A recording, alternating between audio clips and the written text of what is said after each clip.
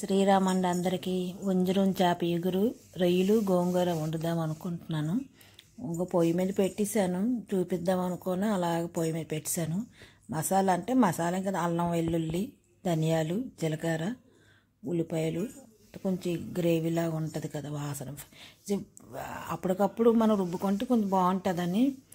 అప్పుడు పూర్వం అయితే మనం ఇంట్లోనే మేము సన్నికాల్లో రుబ్బుకుండేవాళ్ళం. మిక్సీలు వచ్చడం వల్ల మిక్సీలోనే పెడతాం. మా తోటకూరలు వాళ్ళైతే సన్నికాళ్ళు రుబ్బురోలతోనే రుబ్బుకుండేవాళ్ళం. ఇప్పుడు నాకైతే రుబ్బడం రాదు, నూరేసి చేసేదాన్ని. మినపప్పు రుబ్బడం అయితే గ్రైండర్ కొనుక్కొని చేసుకునేదాన్ని. గోంగూర కడిగేసుకున్నానండి, గోంగూర ఉడకబెడుతున్నాను. ఇది మాత్రం వంజరం చేపకి అండి. ఇది వంజరం చేప మొన్న కడిగేసి ఉంచుకున్నాను. మళ్ళీ అలా అన్నీ కడిగేసి వేస్తున్నాను. శుభ్రంగా కడిగేసి మళ్ళీ ఇంకో 2 సార్లు కడిగేసి ఉప్పు కారం వేసేసాను కదండి. వేసి ధనియాల గుండె వేసేసి మసాలా గుండె వేసేసి మూత పెట్టేస్తాను. ఈలోపు రొయ్యలు గోంగూర కోసం మళ్ళీ ప్రిపేర్ చేసుకోవచ్చు.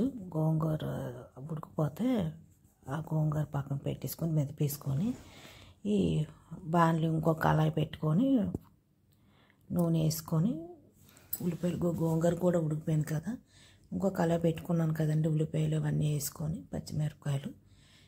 రాత్రికి అబ్బాయికి చపాతీ చేస్తానండి. ఆఫీస్కి వెళ్తాడు కదా, మధ్యాహ్నం 1 గంట నుంచి రాత్రి 10 గంటల వరకు. వచ్చేసరికి 11 అయిపోద్ది. డిన్నర్కి పట్టుకుని వెళ్ళిపోతే చపాతీలు 6 చేస్తాను. అక్కడ ఆఫీసులో ఉంటారు కదా, ఈ చేపలు ఈ రొయ్యల కూర పెట్టను. వాళ్ళు అక్కడ ఆఫీసులో తింటారు కదా, గుడ్డు పొలట వేసేస్తే వాళ్ళు తింటారు కదా, వాళ్ళందరికీ ఇవ్వకంటే తినలేరు కదా. ఈ గోంగూర కూడా వేస్తే ఉప్పు కారం అన్నీ వేస్తాను. గోంగూర వేసి ముద్ద పెట్టేసి చపాతీ కూర చేసేసుకుంటే అయిపోతుంది డిన్నర్కి. మనం ఆలోచించాలంటే ఇప్పుడు అలా కూరలు 2 చేసిన పిల్లలు ఇప్పుడు అందరూ తింటున్నారు. ఆ రోజుల్లో అయితే అరకేజీ కూర తెచ్చుకొని 2 పూటలు సర్దుకుండేవారు. ఇప్పుడు అలా కాదు, కేజీ కూర అయినా సరిపోవట్లేదు. కరోనా వచ్చిన దగ్గర నుంచి తిండి ఎక్కువైపోయింది. బయట రెస్టారెంట్లోని ఇక్కడ తినడం బాగా అలవాటు చేసుకుంటున్నారు. ఏం చెప్పినా మనం ఏం చెప్పలేం. పిల్లలు ఇంట్లో వండుకునేది రుచిగా ఉంటుంది అని ఇంట్లోదే అనుకుంటారు, మళ్ళీ అక్కడ బయటికి వెళ్తారు. చిన్న మాట చెప్పాలనుకుంటున్నానండి. చీకటి అయితే చంద్రుడు రాజు, తెల్లవారితే సూర్యుడు రాజు. ఒకే రోజే ఒక్కరిది కానప్పుడు అన్ని రోజులు మనవి ఎలా అవుతాయండి?